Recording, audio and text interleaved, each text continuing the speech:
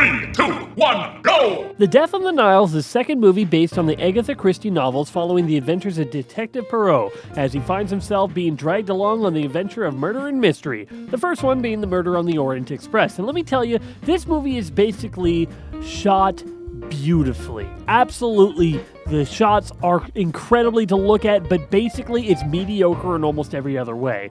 It's a sad sight when you have figured out the murders before the detective has. And while I will say that I jumped around with my suspicions, I didn't have it from the get-go, I had a fair enough idea from the start who was part of it, and part of my theory was right all along, and I had the second part about halfway throughout the movie. Now, the performances are all okay, giving you what you need for a murder mystery story with lots of possible people. I like Gal Gadot as the person who gets axed off. I love all the other characters. There's nothing wrong with them at all. Kenneth Branagh as the detective is very interesting and does a good enough job for that. I don't know if it's because of the fact that this was written a long time ago and the twists and turns have become very predictable, but it's also the fact that in comparison, you pair that with the way modern movies are told nowadays, and it really narrows down your list of suspects. And what I mean by that is, you know they're not going to make the murderer one of the black ladies. I mean, you can be very certain out of that from the very start of it because they don't want to feel racist that the only two black ladies on the boat are the murderers. And then when another couple of characters are revealed to be homosexual, you also know that they're not going to be the murderers themselves, as they're not going to make the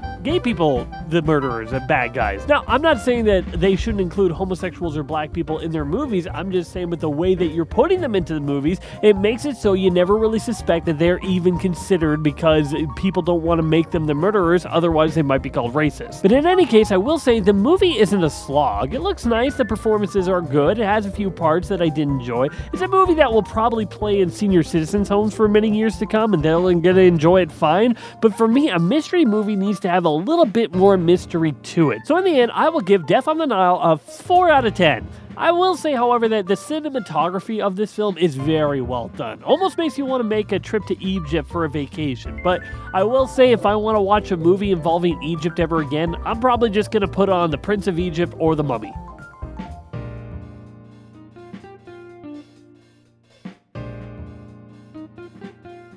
P.S. Okay, this is spoilers for anyone who hasn't seen the story, so I just want to make an observation. The thing that gave it away was when the lady's like, "Oh, my red paint's missing. Whatever happened to my red paint?" I'm like, I wonder what that's going to come into play. And then when the guy got shot, I'm like, a red stain showed up. Wonder what that, it was pretty obvious from then on out that he was involved.